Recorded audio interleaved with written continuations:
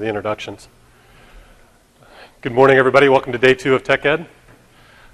Today we're going to be talking about big data. Sitting in the foundational session yesterday on big data and data warehousing, I noticed that a lot of people raised their hands when they said they hadn't started on big data. Really wasn't quite sure what big data was, so I thought that was a good sign for this talk, because really what we're going to talk about today more than anything is what is big data according to Brian. Try to demystify it quite a bit by talking to you guys about what some of the sources of big data is, and once you have it, what can you do with it kind of stuff. So there's a lot of theory involved. At the end, if you stay long enough, the last half an hour or so, we'll do some demos using HD Insight. We'll do some Hive and Pig and JavaScript demos, and then walk you through some of the other tools that we have available for big data. So we'll go ahead and get started. So you saw that. My name is Brian Mitchell. I'm from the Microsoft BI and Big Data Center of Expertise out of Microsoft Consulting Services. This mic seems to be going in and out.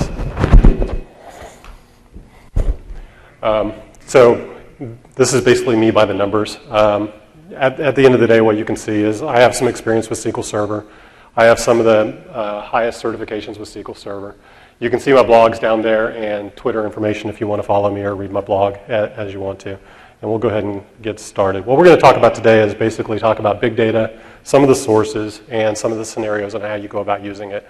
And we'll try to demystify it a little bit as we walk through it. All right, so first of all, I hate the term big data.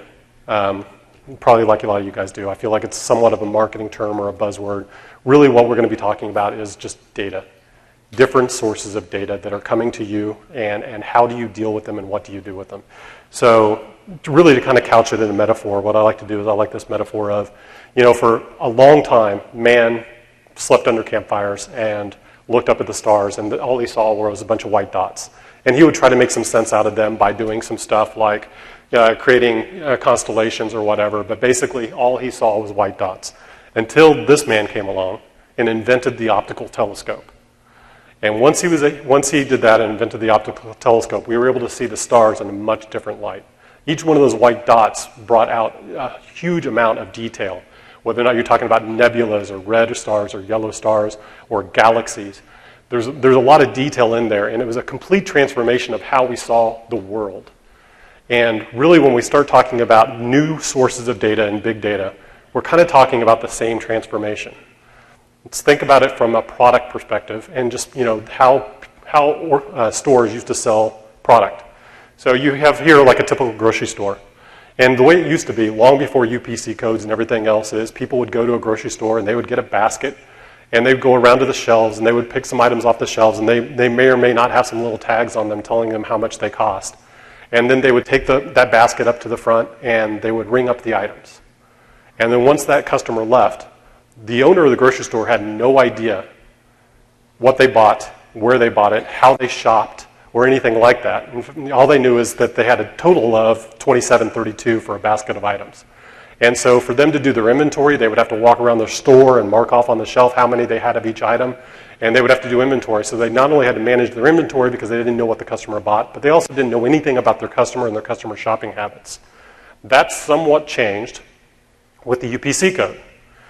So once we had UPC codes, as you ring up items, you now know what the customer bought. You can get a semblance of a basket for that customer, and you also know you're running inventory at the same time. So it gave supermarkets, for example, a much better idea of what their customer and their market baskets look like. But it changed quite a bit when the internet came along, right? So the new world order, or the kind of comparison to the telescope, is the ability to basically track everything a customer does.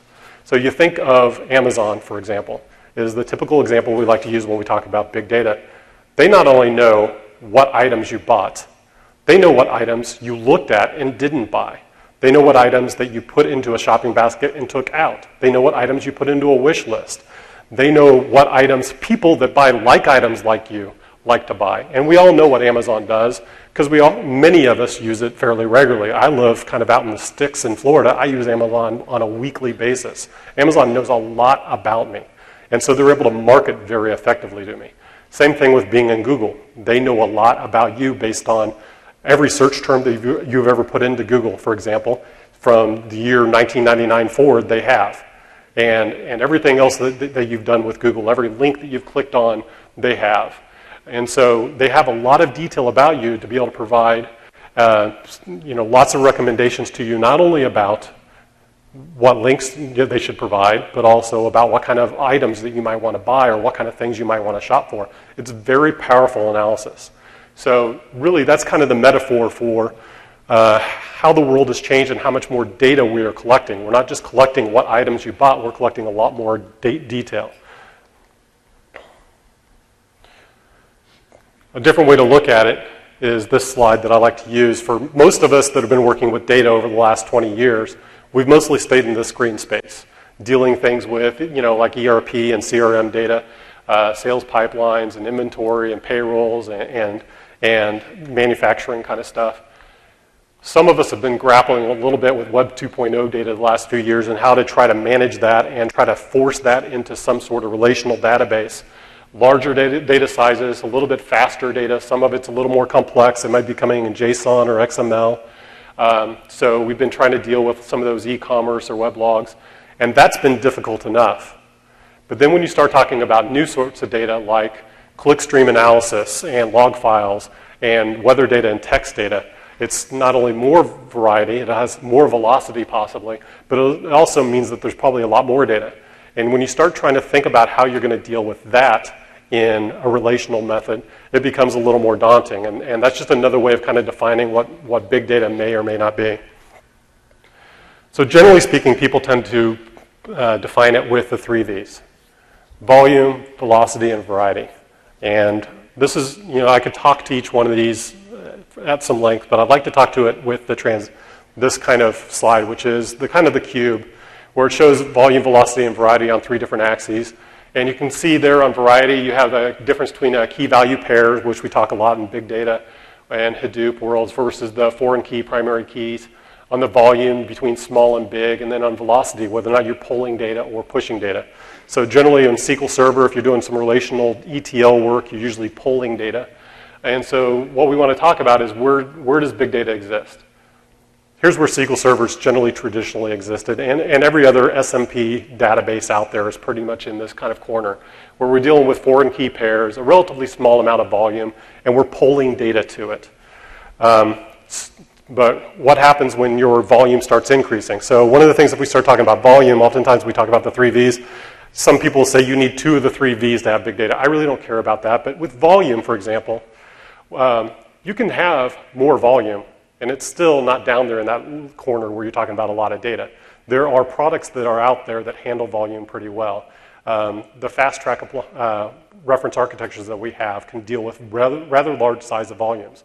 PDW, which is our massively parallel appliance, can handle really large sets of volumes into the hundreds of terabytes, if not petabyte ranges. So you can have lots of volume, but if the velocity and variety aren't all that complex, you can usually still handle it with traditional relational database methods. On the other hand, when you start talking about added velocity and added variety, you start talking about the Hadoop world and doing things a little differently. So once you have more variety, we start dealing with key value pairs, and I'll show you a little bit about what that means later. And then also, we can also be talking about pushing data to our system, and usually HD Insight or Hadoop can handle that pretty well. Velocity, oftentimes people kind of talk about velocity being how fast data is coming in. I tend to refer to it as how fast can you respond to data. You can handle a lot of velocity in a relational way, but can you provide reporting or BI or analytics on it pretty fast? There's tools out there, complex event processing tools like Stream Insight from Microsoft, which can provide you the ability to handle velocity in a way that you can give back record sets and BI based on the last few tweets that are coming in, for example, on a stream, in flight, for example, and we'll talk a little bit about that. So in my opinion, it's not really the size of the data. It's definitely not tools, even though we show tools to kind of show how to handle it. But really, it's kind of a new paradigm on how to collect and use data differently. And what I mean by that is we have a lot of news sources. Whether or not you're talking about like your Amazon and a retailer, pretty much all your popular websites like Facebook and Amazon and Google and Bing are all big data because they're collecting lots of information about their customers.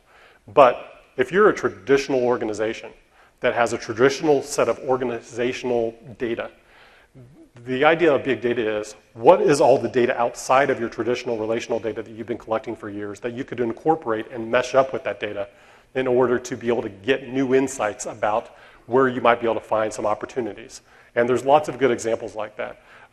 Just to start off with an example, one example traditionally has been Walmart a few years ago was looking at the possibility of being able to determine what products people may need to buy when a hurricane was imminent.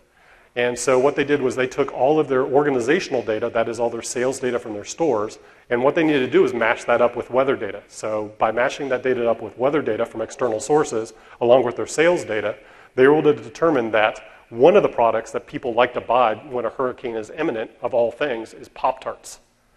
Why Pop-Tarts? Well, it actually kind of makes sense if you think about it. It's portable. It comes in that aluminum foil, so it can't get ruined if it gets wet. And if you open up one of those bags and eat both of those, that's like half your calories for the day. So it actually makes a little bit of sense that Pop-Tarts might be. And so they use that information so that when hurricanes are imminent, when you walk into a Walmart, one of the things that may be up front is, along with the batteries and flashlights, is Pop-Tarts. And so that's just a small example of how you can take outside data, mash it up with what you have today, and try to find new insights about what you can possibly get. And notice that wasn't an example of looking backwards. Yeah, they had to use the organizational data, but what they're trying to do is figure out what they need to do next. And that's a theme that you're going to hear from me throughout the day, is talking about big data and eventually predictive analytics, is that all of this is all about what can you do to predict how to make your company better, not to look backwards, because we pretty much have that figured out, and I'll talk at length about that later.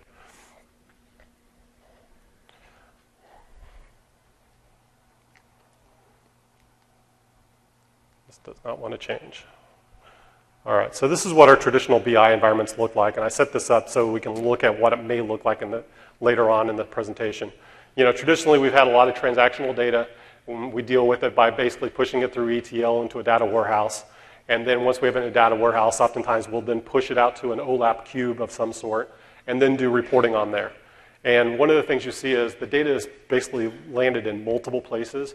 We're having to use ETL servers to process the data. As data grows, that ETL layer oftentimes becomes a bottleneck for us because we're dealing with a large amount of data, and trying to push that through to a data warehouse can be somewhat problematic. Generally, when you start talking about large sets of data, as I'll show you in the slides later, we tend to like to talk about ELT, which is extract, load, and transform. Transform using the power of parallelism, for example, and you can either use Hadoop to do that, or an HD Insight, or you can use like a product like PDW in the data warehouse layer to do that. But generally speaking, as your first foray into big data, a lot of times a lot of companies will start with changing their ETL process to ELT and using Hadoop for that ELT process. You may need big data. This is kind of my Jeff Foxworthy thing. If your customers are saying this, so if they can't force everything into a star schema, you can't get access to all the relevant data, you need external data, you're missing ETL windows, those kind of things are the things that you may need to do if you may need big data if these are the kind of things that your customers within your organizations are saying. And the type of data that's being generated by sector, this is just giving you an idea of outside of your typical relational data, some of the data by sector that may be being generated, and you may not be dealing with it in your BI and analytics environments yet. But within your sector, these may be opportunities to collect that data and do something with. And we'll talk to each one of these, whether or not it's text and numbers or images or audio later on, and how you might be able to incorporate that into your data and how to take advantage of it. All right, I'm putting down the clicker. Clicker's dead to me. And why big data is important. So my opinion is big data is important because companies tend to be fairly inefficient. They tend to throw away a lot of money at doing certain things. And one of the examples is marketing. If you think about marketing across here in the States and how companies market to people, it's fairly inefficient. You take an example of if you're doing a snail mail marketing campaign, and you're mailing out 1 million flyers, and each one of those flyers basically costs you $1 to do. So that's $1 million marketing campaign, and you get back a 5% response rate. And that 5% response rate, maybe helps you make $1.2 million. So you made $200,000, you did a good job. Well, what if you could use analytics on your customers to not mail out 1 million flyers, but mail out 100,000 flyers and get back a 50% response rate? Now 100,000 flyers at $1 a piece, that's $100,000. If you get the same response rate that you got before and you made $1.2 million, you just now made $1.1 million. And that's fairly typical for marketing campaigns. Marketing campaigns are very expensive, and a lot of times they get very little back. So the more efficient you can make them, then the better off you are. So marketing campaigns and using more data is absolutely a way to be more efficient. So how can you get more efficient about your customers? Well, if you have information about your customers in a relational database, what more information can you derive about your customers to find out whether or not they are a potential candidate? There's a lot of external data out there from sources like Twitter, Facebook, and you can go down the list that tell you a lot of information about your customers. If you can incorporate that into your data, then you may be able to have some better information that provides more information about your customers so that you can have a more targeted campaign. And we'll talk a little bit about what that looks like. All right. So let's talk about some of the fundamentals. And this is where we'll spend a good amount of time, is just kind of going through what some of the sources are and then what you can do with those sources. And then after that, we'll go through some demos. All right, so common big data sources. Telematics. So the idea behind telematics is this is, a mashup of the word telephone and informatics. And the idea is that it's basically a series of events. So an example of this would be, you've all seen the ads from Progressive Insurance about the little thing that you put on your car to keep track of your driving habits. That's a telematics device, right? And what does that do for you as a customer? If you put that on there and you drive really safely, then you could possibly get lower insurance rates. That sounds great for the customers, right? Well, Progressive didn't put it out there because they wanted to be good to their customers. They wanted to be out there because they wanted to improve profits. If they put that device out there and they find out more information about their customers, yeah, they can offer better rates to their good drivers, which is great, but they can also more precisely differentiate their drivers so that they can offer more levels of rates so that they can have more profit per customer. It's a really important aspect that telematics can do so for that particular company.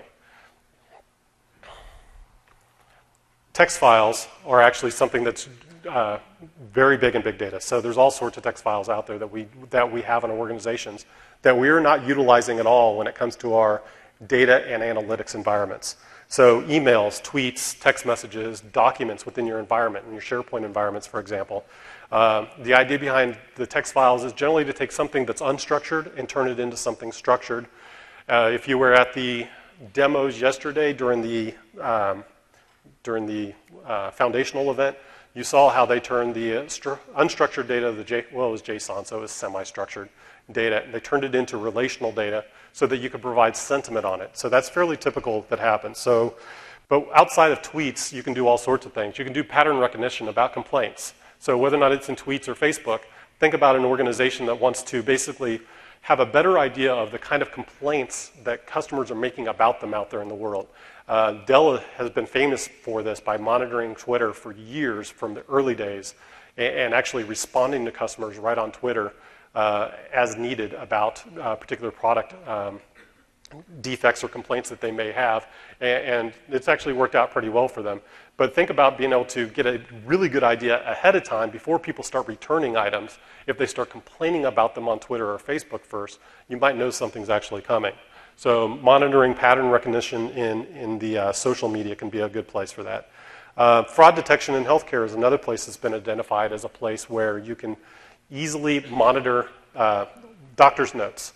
A lot of healthcare stuff is in open text, which is then transcribed into doctor's notes and stored in documents. And being able to look for fraud detection of customers or patients is one way that you could do that. And also legal cases. So the ability to be able to monitor email take all the emails from an organization and churn that through Hadoop to take out the important stuff that you may be looking for a legal case by searching for certain keywords within the email can be a place where you can kind of go through text. Oops. Time and place information. So this is basically GPS information, right? And GPS information is being collected more and more often, all sorts of places. We openly give it to places like Foursquare, Facebook, Twitter, Runkeeper, AT&T, Fitbit. You can go down the list of all sorts of places that are keeping your geospatial information. And that information can be used for all sorts of improvements in items or even social networking. Examples of that are, what if social networks were able to more precisely determine your friends based on social networking? An example is just this room alone. You know, I have lots of friends on Facebook, for example, and it recommends friends to me based on who my friends are. But what if it was able to use geospatial data to, recommend me friends based on events I attend? If you and I are attending the same events on a regular basis, and whether or not we're going to SQL Saturdays or here or the local BI users group or what have you, what if they were able to recommend that, us as friends based on that kind of information? Outside of work, I like to bike. What if it could actually recommend to me who my friends could be based on the kind of people that I interact with on biking? I might not even know their name because I pass them on a regular basis, but because it knows about us a little bit through geospatial space, it could provide better information. Internally, to organizations, there's always that opportunity also. RFID. So today, typically RFID tags are used on pallets in warehouses and for delivery on trucks to to like supermarkets, for example. In the future, generally speaking, RFID could possibly be used to be tagged for each little piece of information or item within a grocery store. If you have RFID tags on each item in the grocery store, you can more precisely determine whether or not things like end caps or the front door displays work, because you could determine where people actually picked items up from. There are certain items that when you walk into a grocery store, like around Thanksgiving, that are at the door, and then they're on the end caps, and then they're also in the aisles, and sometimes they're close to the checkout also. And for the supermarket to know where people are picking those things up, they could possibly then know which thing is working and which one is not, and if something's not working, switch it out for another item.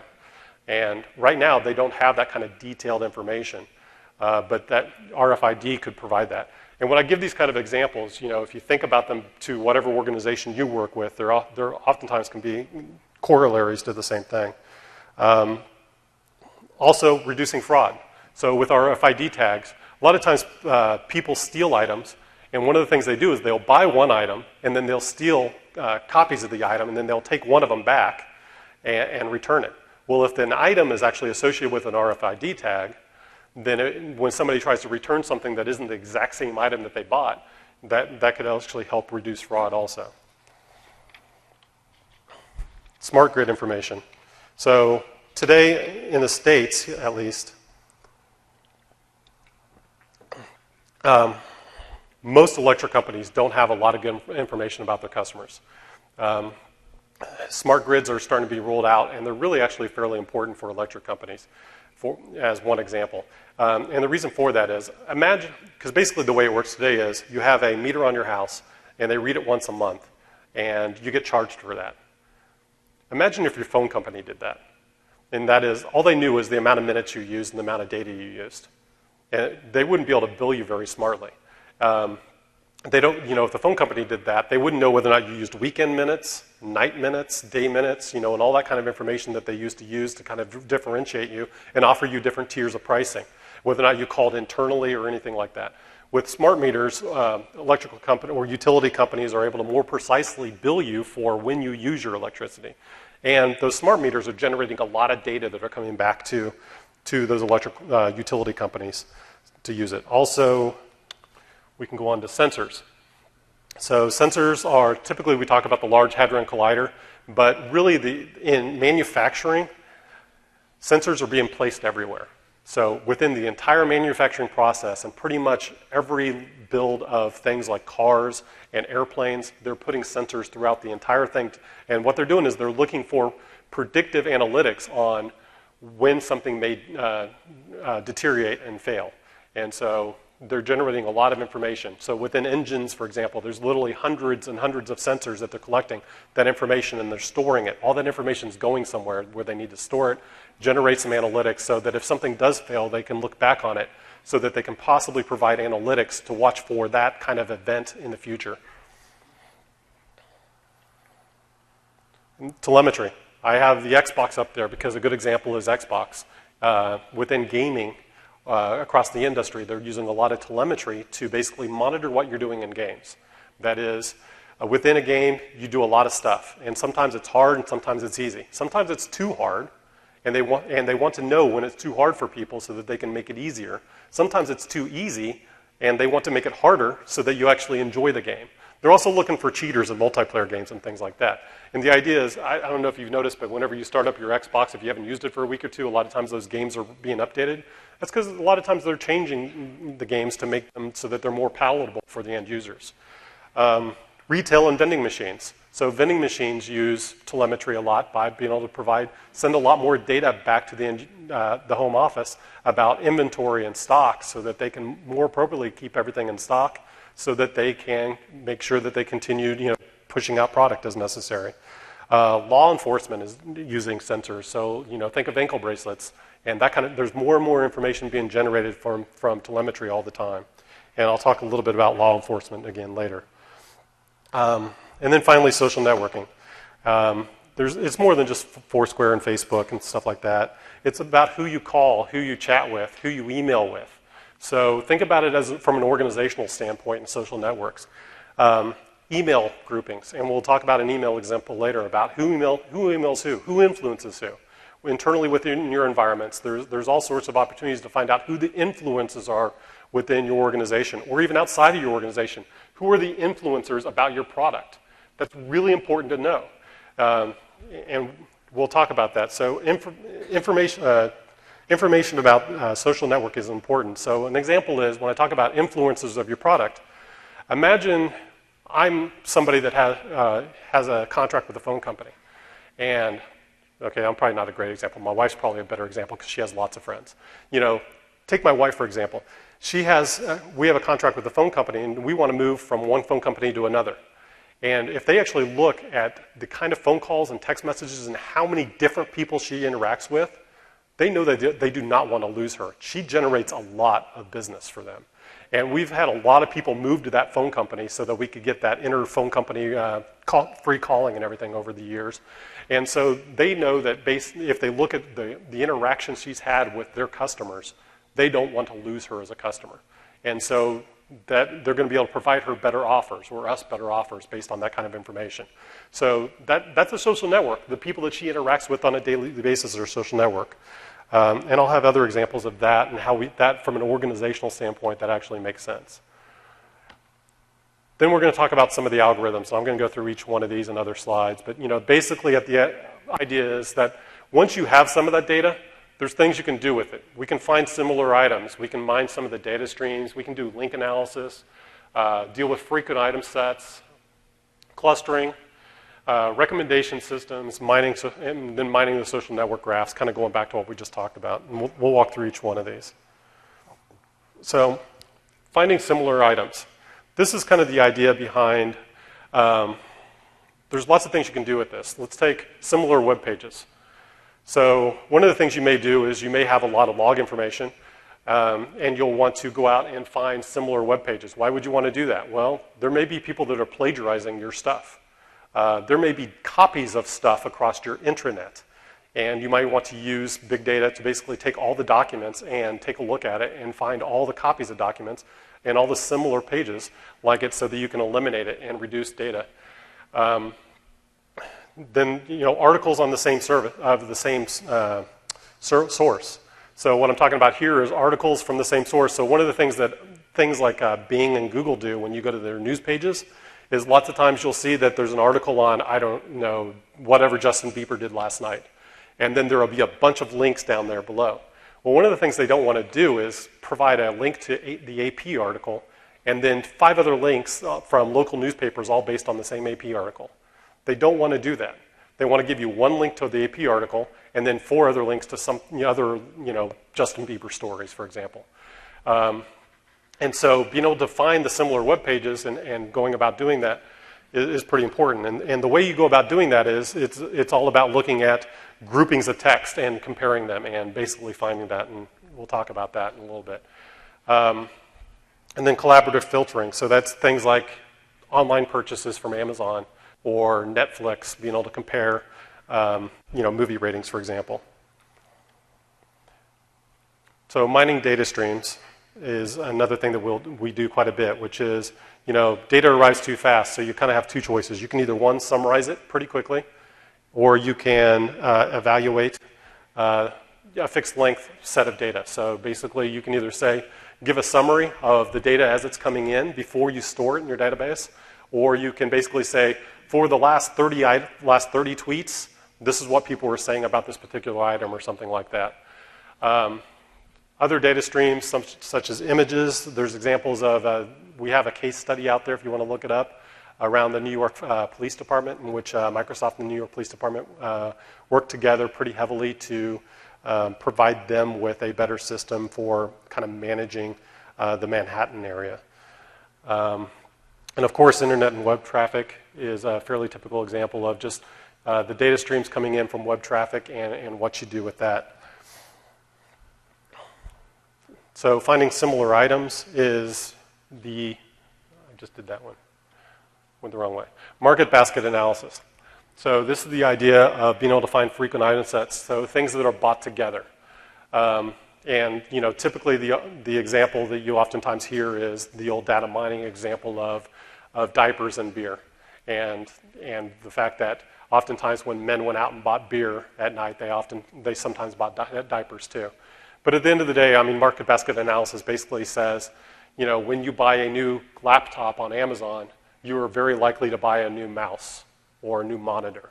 And those are the kind of things that they're going to, provide you with recommendations on. This also drives those piles of stuff at the supermarket. So market basket analysis drives when you walk into a supermarket and they have that display that changes every week or every couple weeks of things that are bought together. So spaghetti and spaghetti sauce seems obvious. Green beans and French fried onions at Thanksgiving time. You could go down the list of all sorts of different things, chicken and corn on the cob during the summer. So those kind of things, looking at how you can do market basket analysis within your organization to provide better prediction on what your customers might like so you can make it easier for them to buy multiple items at a time. But it doesn't just stop with things like market basket analysis. You can also do things like plagiarism. So it's the same exact concept, except for you're looking, if you take items or the documents and baskets or sentences, and you compare documents to sentences, you can find plagiarism. And there are well-known algorithms within Java and within Hadoop to be able to do that kind of analysis.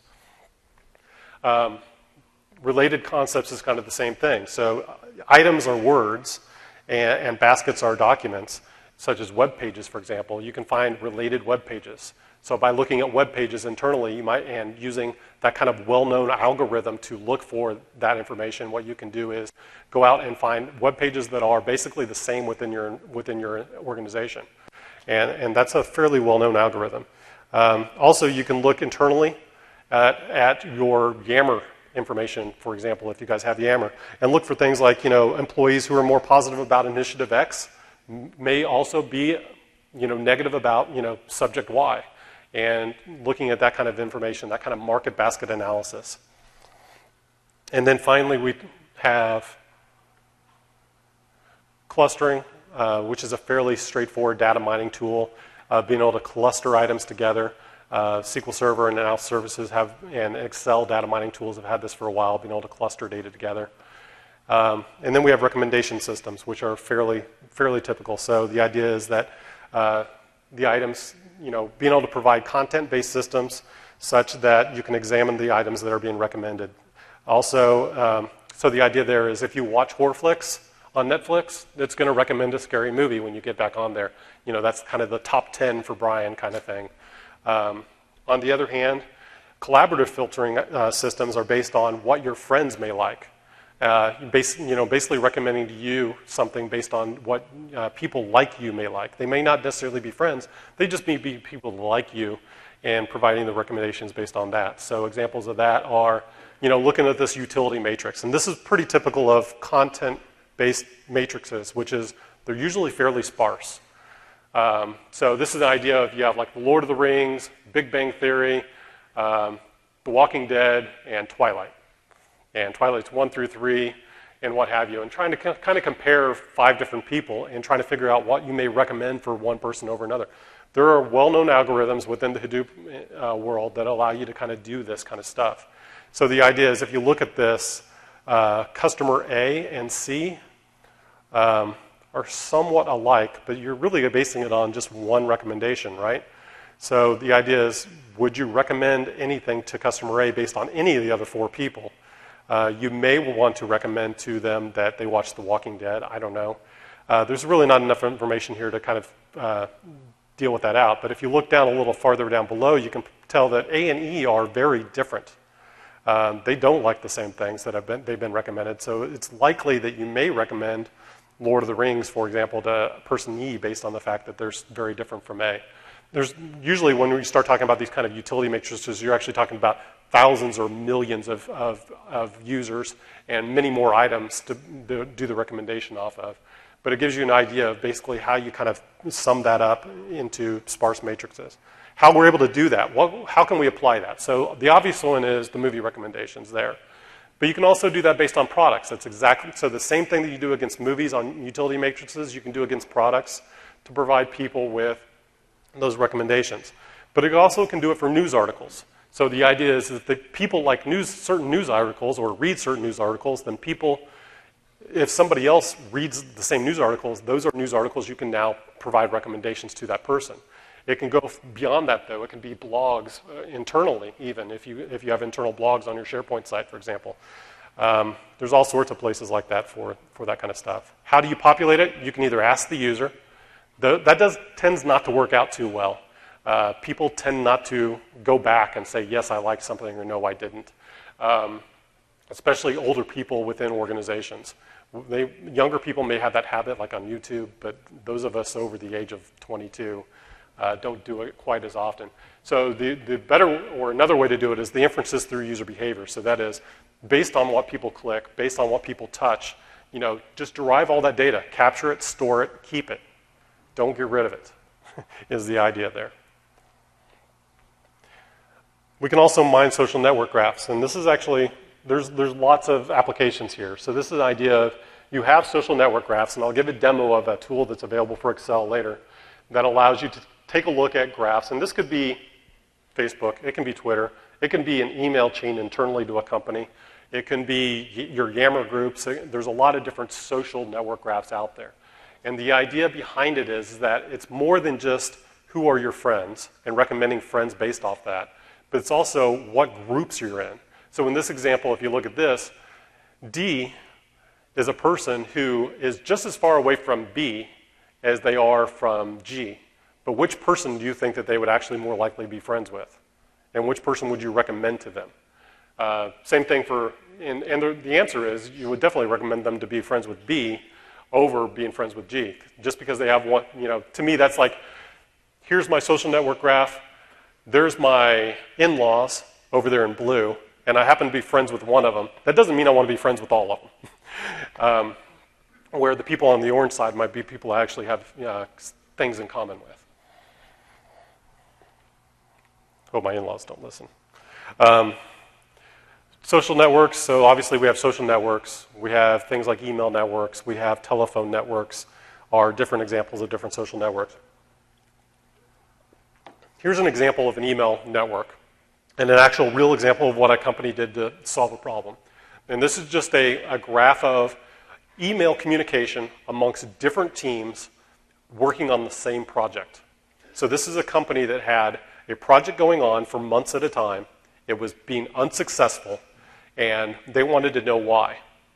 They had a theory that their teams were not communicating very well. So what they did was they took just the email information of headers of to and from, and for the months during the project, they put it all together, and this is what they came up with. And basically what you have is you have different groupings of teams communicating amongst each other quite a bit, but they're in different cities across the world. And what they found was actually if you look between blue and green and red and blue, what you find is they actually don't communicate between each other very much. And the organization was able to use this information to restart the project, reinstitute new inter-team communications, and the project was able to get done on time and on budget after that. And this is actually relatively easy to do. All right, so we're going to go through some demos and kind of show off HD Insight a little bit and kind of make some of this stuff real. And we'll first of all start off with Pig and Hive and Scoop and those kind of things, and just kind of show you, because how many people have seen an HD Insight demo at all in the past? Like 3 people. Great, good. Okay, so I'm going to use HD Insight on Azure, and I have 2 clusters that are set up on Azure already, and I can use either one of them. Both of them are new. I have a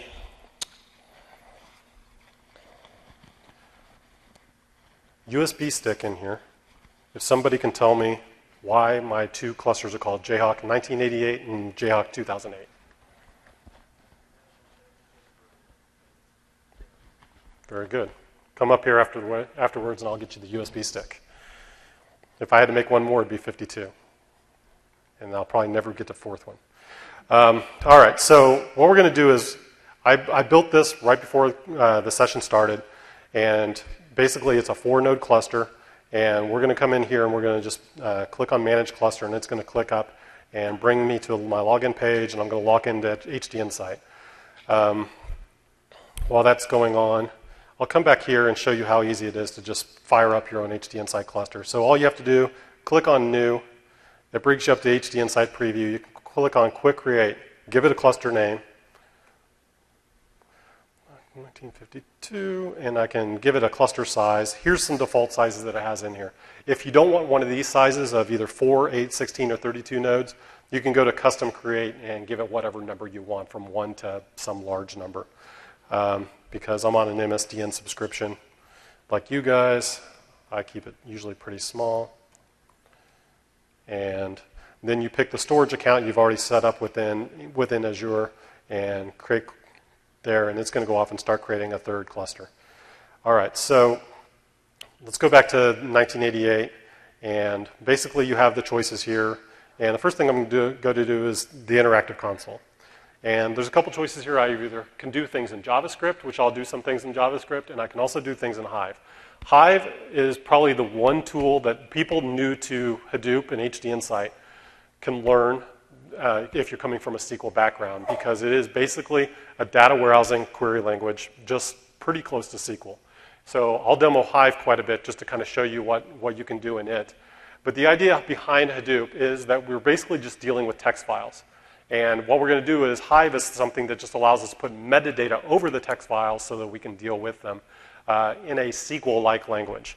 So to kind of show off what those text files look like, I can use a tool called Cloud Explorer, which is just basically like Windows Explorer, but for Windows Azure, to allow me to see my containers up in the cloud. So this is my storage container up in the cloud, and you can see I have some folders. Every time I create a new HD Insight cluster, because it's pointed at this particular container, what it will do is it will create a new folder, and in fact, if I refresh, it's not there yet, but eventually we'll have a Jayhawk 1952 there. But what you can also do is have persistent data. So you can create new containers, and in this example, I have a container for airline data. And in this particular container, you can see that I have airline data from basically every flight in America from 1987 to 2008. And it kind of gets bigger over time, as you can see. And you can also tell that it's in CSV format, but it's also zipped up. And one of the cool things about Hadoop and HD Insight is you can deal with zipped files and still provide metadata over that, and it just reads them natively. It unzips them as it pulls them into HD Insight. So you can leave things zipped up so it takes less space on disk. And so we could create a table over this. I also have the same set of files in folder format, where I've created a new folder. And so think of this if you're using something like HD Insight in the future and you want to load the data. you may be doing something where you're creating folders for each day, for each week, for each month. In this particular aspect, I just have one for each year. And you just continue loading data over time, and this is how we partition data in HD Insight. And I'll show an example of how we go about doing that. All right, so you've seen how this kind of looks here. If we go back to this page, let's go ahead and start doing things like ls. So Hadoop comes from a Java and Linux world. So a lot of the commands that we use look a lot like those kind of standard Unix commands. And that's just the way it is. So this is an example of, I just created a brand new cluster, and we can see that I really don't have much of anything in here yet. What I'm going to do is kind of just go back and forth so I don't have to type, is I can do the same ls command, but instead of looking at my default container, I can now point it at a particular container, which is that airline data folder at my storage space, which is brianwmitchell.blob.core.windows.net. And once we do that, we can see the exact same files that we saw when I looked inside of Cloud Explorer. So my Hadoop environment has access to that. If we want to take it a step farther, we can take a look at a different folder, which is the airline data folders. Great.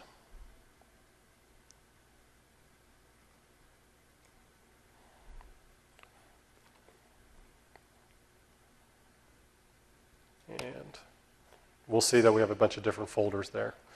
I can also clear the screen with CLS, and that just takes me right back up to the top. Can you guys see that in the back okay, or do I need to use Zoom it? You okay? Okay. All right, so what we're going to do next is we're going to create a database, and it looks just like SQL Server.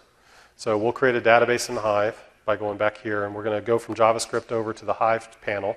And the Hive panel essentially looks like this, where we can see the tables within our databases or columns. I tend not to use that up front.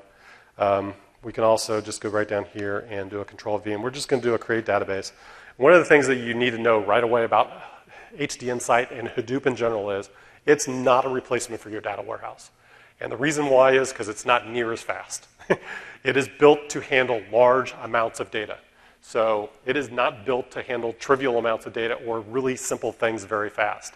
So a lot of times you're going to see me vamping while it does things. You're going like, create database. That shouldn't take very long, especially when you consider that it's really not, carving up any space or anything.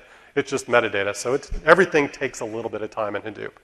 The cool thing about it is when you start talking about hundreds of terabytes or dozens of terabytes of data, as long as you scale out, you can handle that without any real problems. So we've created a database, and what we're going to do next is we're going to create a table called on-time external within that database, and it's going to be over the airline data that I had before, that I have in that folder. And we'll look at this a little more closely once we get it running. So we'll go ahead and just paste that in there, and we'll let it run. And while that's running, I'll come back and show you again a little more detail what's going on here. So what I'm doing is I'm creating a table, which is essentially metadata, over those folders. And basically what it looks like is this, is that I'm just creating it, and I'm using just some basic data types in it, and then pointing it, once I create that metadata, saying the row format is delimited files terminated by a comma, and the location is that airline data folder within my storage space. If you want to look at what that data looks like, actually, if we want to look at one of those files, one of those CSV files, essentially just looks like this. So the question you might have is, well, why not just load this in SQL Server? And if it's in CSV format or something like that, that's a reasonable question for some data like this. But you may be talking about web logs, where you're talking about terabytes of web logs every day that are coming in. And what you want to do is, oftentimes, you want a data warehouse to provide some sort of functioning BI system on top of it to be able to, kind of identify what's going on from your web logs. But the reality is you're loading those web logs into relational data so that you can churn it through ETL so that you can get a subset of the data stored in your data warehouse. Well, what about storing all those web logs, for example, or any other large set of data in Hadoop, do the churning through there and come up with your aggregated set that you actually want to store in your data warehouse and that defined set that you actually want to drive your BI environment, and then move that to your data warehouse and drive it from there. That way you're not taking a lot of expensive I/O and disks and data warehousing time doing all that kind of stuff. You leave it to something that is much cheaper, much less expensive on the HD Insight side to be able to do. So if we go back and look, that table should be created easily. And sure enough, it was. So now we can query the table. So going back to here, we can go back to the demo, and we can show the table really quickly if we want. It shouldn't take too long. And then after that, we can do something like select count from the table. So there's my show tables. I now have one table in there called on-time external, and we're going to go ahead and do a select count from the entire table. So this is going to take a couple minutes to run, and what it's actually doing is my data lives out in Azure Blob Storage, and I have an HD Insight cluster that is in the same data center, and what we need to do is, in parallel, go out and get all those files in my blob storage that are sitting out there and pull them across to the HD Insight clusters and the nodes in there, and then do some map reduce on it. And that's what it's going to do. It's going to run map jobs to do the counts locally for each one of those files. And then once it's completed those, it's going to reduce the files in another job, which is going to count all the counts. And we can go ahead and look at that by going back to here. And for Jayhawk 1988, we can go to connect to it and click OK. And that's going to bring up my remote desktop connection.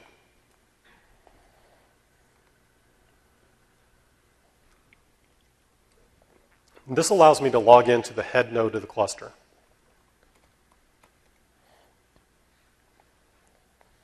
And on the head node of the cluster, we have some monitoring information which allows you to watch the jobs as they're running.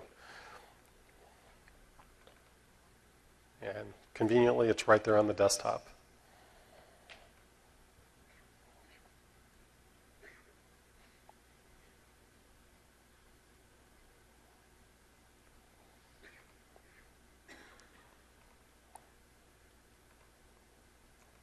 So we go to Hadoop administration, and we can see that we have jobs done already.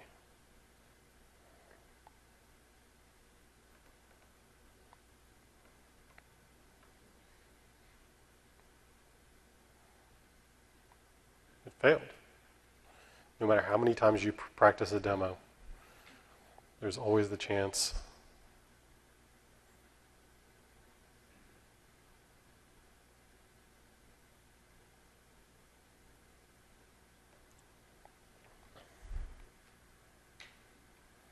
I have no idea why it failed.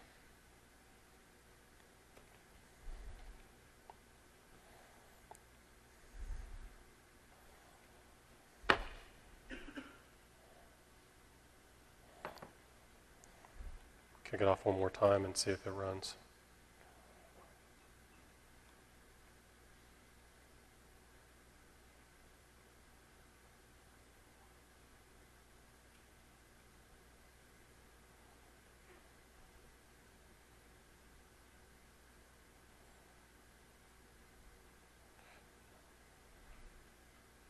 Not a file, ASV, airline data.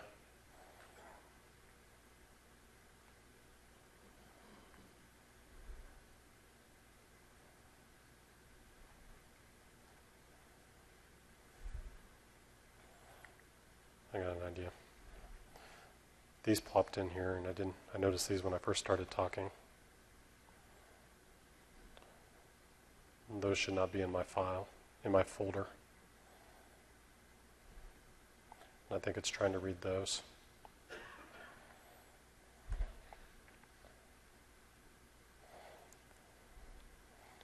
We'll run it one more time.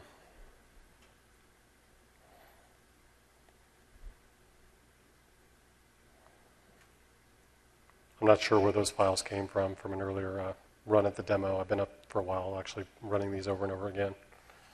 Probably would have been better off just running them once. All right, so come back in here. See if we have any jobs running. Not yet. Still running, so that's a good sign. So I think I fixed it. It's just going to take a second. If we can go back, there's a couple ways to monitor it. We can go to the panel within Windows Azure and click on the actual nodes that we're working on, and we can take a look at it here.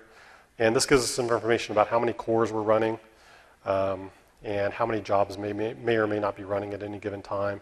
We can go into the monitor page, and it gives us some more detail about the jobs, and we can take a look at it over relative or absolute time, or how many hours going back.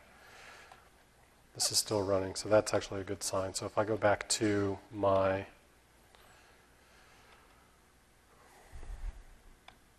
head node, here we go.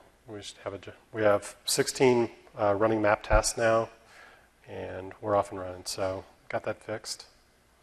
And we can drill down here, and we can see our running jobs, and we can actually click into the jobs and see what's going on. So right now we have 22 map tasks running, and that's because we had 22 files.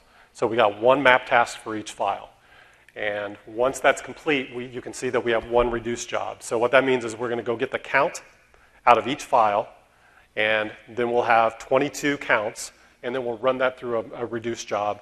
And you can see 6 of them are pending, 16 of them are running, and I can refresh this at any time. I can see 14 of them are completed now, 8 of them are still running, and it'll complete in just a minute or two.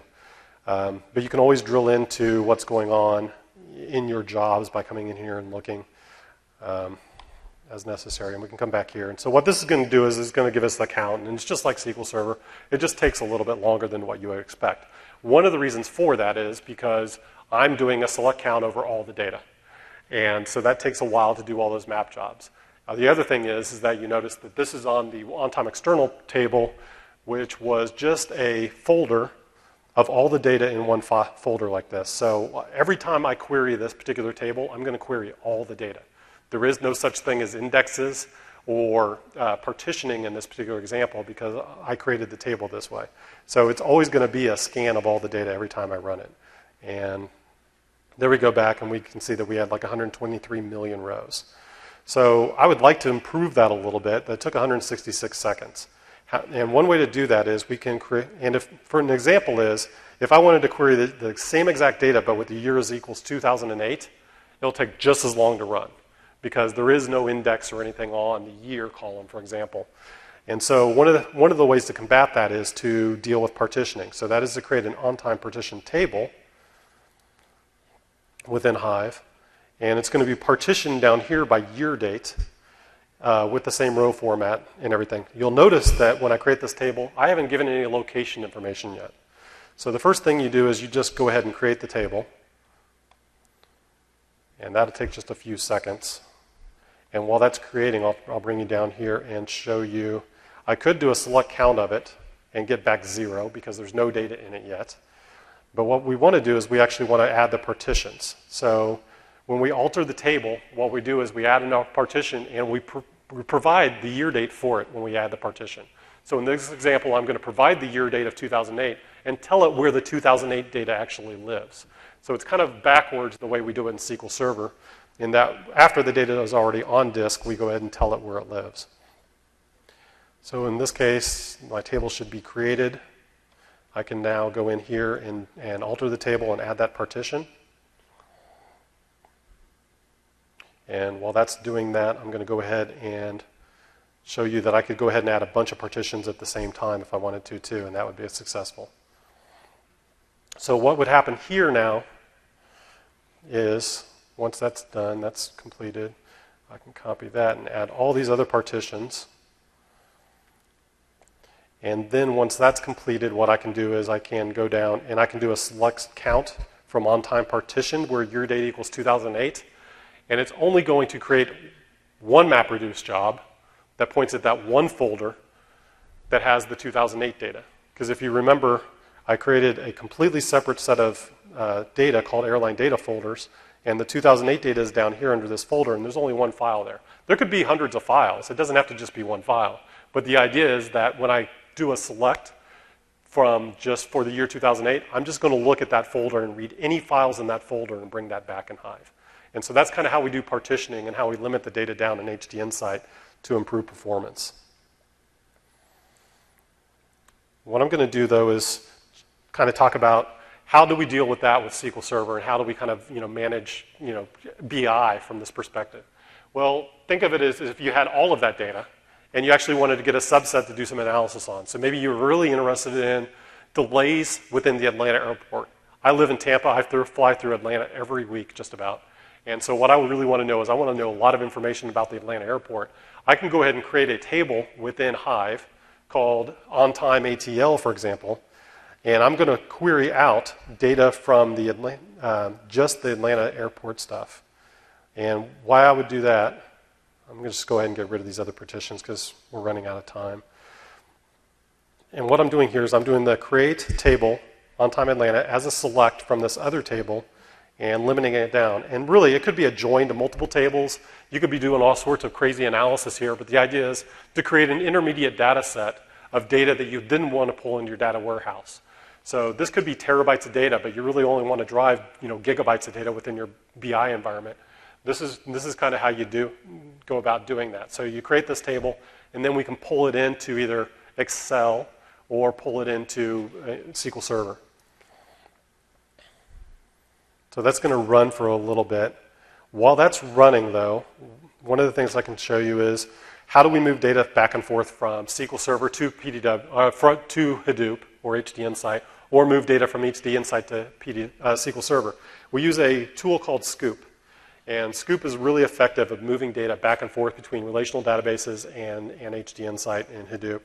And so basically Scoop is just the idea is that you have a connection string there, you point it at your SQL Server, you give it its information, you tell it what table you want to pull in, for example. In this particular case, I'm importing into HD Insight, so I'm importing a table from SQL Server into HD Insight, and I'm pointing it at a particular target directory.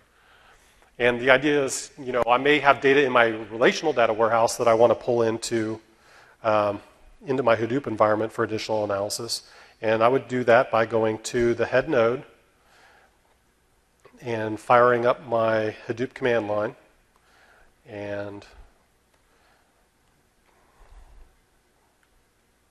going to the Scoop folder and its bin, and then I can run this command. And basically what it's going to do is it's going to pull that data out of that SQL Server and into Hadoop. I could do the exact same thing if I had that folder, like that on-time ATL file. Once it's created, I could do an export command of that on-time ATL file and point it at SQL Server and pull it into it with the same kind of command. You can use SSIS if you want. Scoop is really efficient at doing this, though. You'll see that it's basically creating a map job, so it's going to do a map job of that table, and then it's going to pull it into SQL Server for me, or pull it out of SQL Server into Hadoop in that particular example. And then there's some other syntax and all sorts of other things you can do with Hive, and that'll give you some ideas. All right, so that's Hive. We also have the JavaScript console so that we can, and it's fairly new to Hadoop. So Hadoop has traditionally been a Java world. And what Microsoft has done through HD Insight is introduce JavaScript for developers so that they can run MapReduce jobs in JavaScript as opposed to having to learn a full-fledged programming language like Hive. So I'm going to show just a demo example of how to go about doing that. And we'll go back to the beginning here. We'll go back to the console and look at that. So in that particular case, what we're going to do is go back to the JavaScript console. And in JavaScript, you saw me earlier, I did an ls. One thing you can always do is you can always do help, which gives you all the commands that you may need to use from the JavaScript console. So what I'm going to do is, basically, we're going to run this lettercount.js file. And what it is you can see it right here, is there's 3 default text files from books within HD Insight. And a lot of times people run a word count as like a demo. And I thought I'd make it a little different by just changing the JavaScript a little bit so that we're doing a letter count. And basically what I want is the first letter of every word in each one of these books so I can find the most popular letter within the books. It could be 1,000 books or 100,000 books. For purposes' sake, so we can get it done here, I'm doing 3 books. So the JavaScript here is we're always taking in a key value pair. We're going to pull in a key and we're going to create a value. And basically in this particular context, the key is going to be the words that come in, and it's going to be letters coming out. And the value is going to be the number 1, which you can see down there at the bottom where I do 2 lowercase, comma 1. That's the value coming out that we're going to pass to the reduce phase, where we get the reduce of the letters and values, where it then sums them all up. It's a very straightforward JavaScript. So how you do that with HD Insight is you write your JavaScript, you write your map reduce, and then what you do is you can upload it into HD Insight.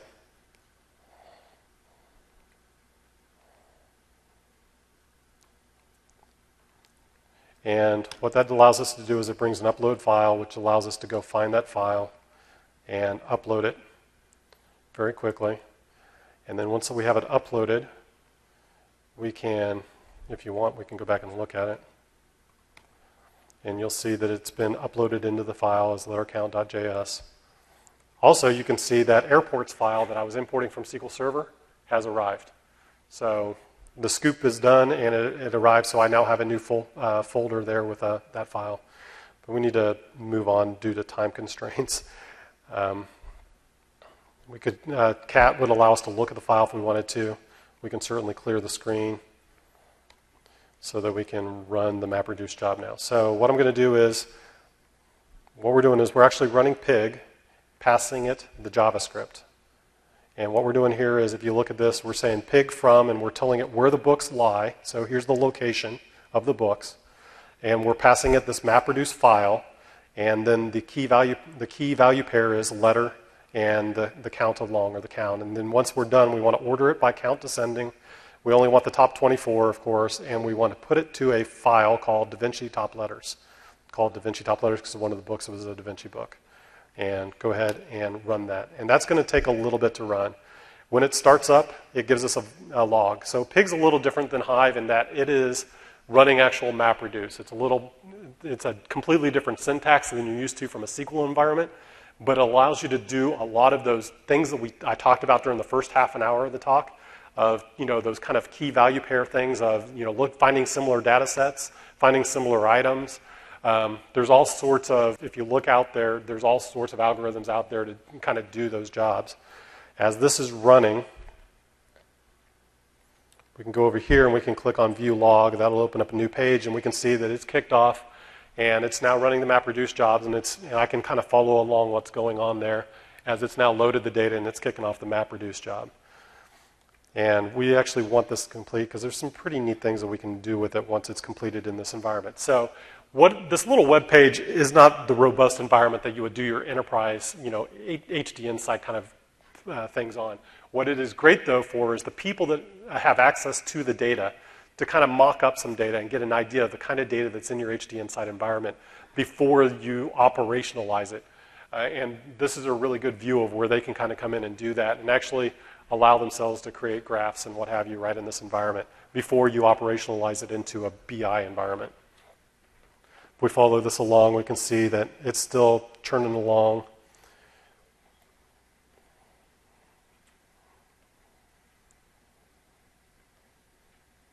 And then once that's done, we're going to read that into a file, where we're going to read the file in so that we can take a look at it. Does anybody have any questions while this is running? We've got a minute or two. I can take a question or two.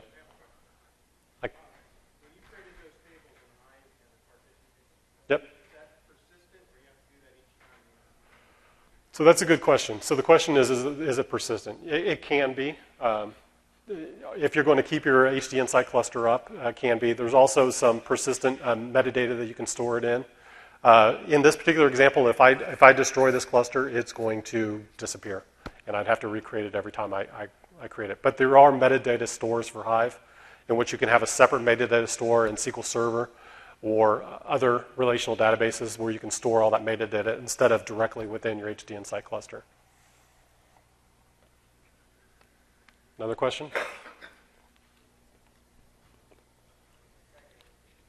I can't see, so just speak up.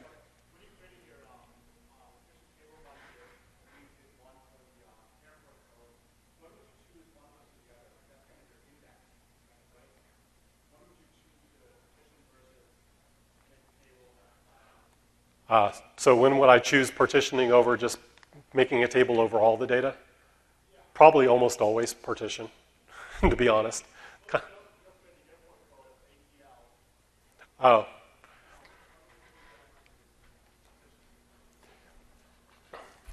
So the question is, when I did this query,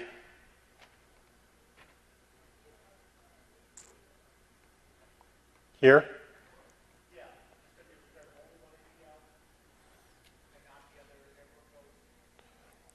Right, so I'm just getting at probably what I would consider a intermediate table, temporary table for analysis. I probably wouldn't worry about partitioning or anything like that. If it's a fairly small subset of data, I just want to pull it in, and then maybe it's just a temporary table that I'm going to push right into SQL Server afterwards. I don't want to persist it because the background data may change, and so I'd probably just go ahead and create it, pull it into SQL or do my analysis on it, and then let it disappear, either by explicitly deleting it or shutting down the cluster when it came time. So let's go back to the JavaScript stuff. It should be really close to done now. If we go ahead and look at the logs, it says success, so we should be done. All right, so what that allows us to do is, coming back here, is to load that file in, and you can see that the most popular letter is T, the second most popular letter is A. And while that's not very pretty, we like to do things in graphs, right? We can go ahead and take a look at this by going back to the right demo, pulling that data into a graph, and we're going to parse it into JSON so that we can then graph it as a bar chart. So graph.bar data, and we can graph that out. So just in an interactive, way, people can, take a look at this. This isn't what you would actually push out to your end users, but there would be some users that would be able to do the analysis on here to kind of figure out whether or not it's actually something interesting before you go ahead and operationalize it. If you wanted to see it in a pie chart, God knows why, but there you go, you got a pie chart. And then, of course, you can go ahead and, look at the global variables that you may have already. And that's going to list all the variables that you have existing. There's lots of features and functionalities here in the JavaScript console that allow you to do that stuff. So that's a quick look at the HD Insights stuff, both from a Hive and JavaScript, to kind of whip your appetite. There's multiple sessions later on in the week on both of those if you want some more detail. I'm going to go back to here. Really quickly, not going through the demos for these, but R is actually a fairly popular programming language for working with decent data sets, mostly because it allows you to effectively handle data such that you can do things on arrays of data and matrices of data that you cannot normally do with traditional programming languages and traditional structures in SQL. You'll find that a lot of your end users who want to do analytics know R pretty well. A lot of kids coming out of college that are doing analytics today know R pretty well. So they're going to you may hear people coming up and asking you about R. It's an open source platform that allows people to do some really cool analytics on numbers. It allows them to do some really quick graphing. It's all in memory. And there is, the talk that I'm going to have here is basically, there is ODBC connections for SQL Server for R. You just load them into R and allows people to connect to SQL Server, load the data into R, and do some graphing capabilities there. So it's something that you should be on your radar to know that I'm seeing a lot of people talking about R today. Social network analysis. There is an add-in for Excel on CodePlex called NodeXL that allows you to do social network analysis. A quick demo of that would be such that if I come in here to NodeXL, you can simply do something like just try to find out whether or not you actually want to know more about some social graphing before you try to operationalize it. And something you can do is you can come here and import. And you can do things like import from any PageX file, for example, which is basically the social networking standard file out there. So you can bring in any kind of file like that. But you can also go out and do a Twitter search network such that we can do something like TechEd. Let's see, it's MS TechEd, right? and get the last 1,000 tweets for TechEd and get an idea of who are the influencers this morning around the topic MS TechEd. And this could be anything. It could be any of your products. It could be your company. And what it's going to go out and do, and it's going to go out and query Twitter, bring back all the data, and then allow you to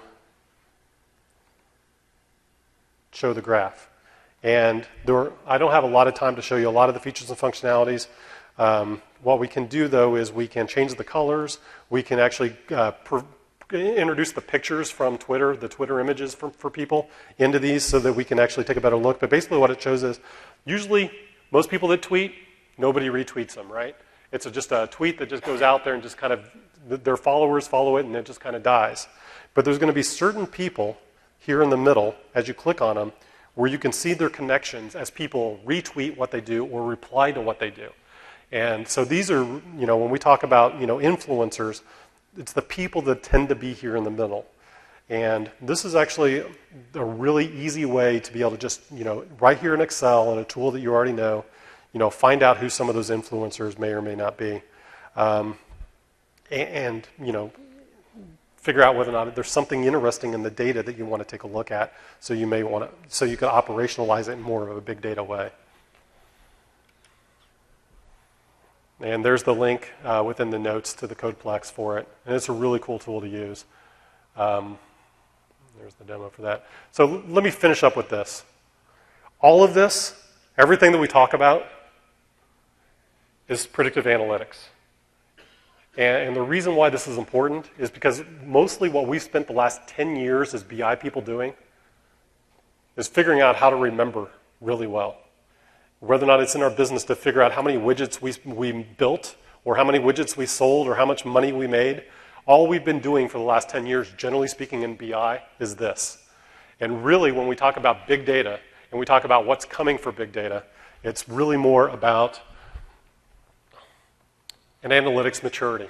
Going away or going forward from where we are today, which is performance analytics, which is what happened yesterday, to predictive analytics, trying to figure out what we can do tomorrow to better our interactions with our customers, to finally, maybe someday, prescriptive analytics, which is closing the loop, just allowing the electronics to actually handle how we respond to customer needs and kind of removing the people out of that system.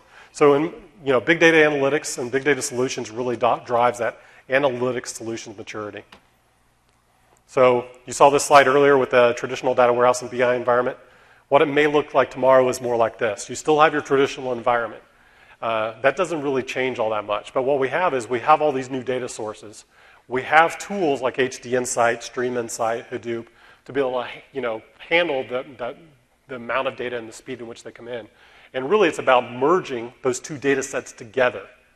That's really what it comes down to, is merging that corporate data, that organizational data, with those other new data sources. That's all big data is. And when you do that, you will get new insights about your customers for your organization. If you want some related sessions, here's some related sessions on predictive analytics with Microsoft Big Data, enriching big data for analysis, and then data management in Microsoft HD Insight. Those are some heavy hitters and some big presenters coming up, talking more about big data and what it can do for you. So I would definitely recommend hitting those sessions either later today or on Thursday. All right. I'm overdue. I'll take questions down here in front of the stage.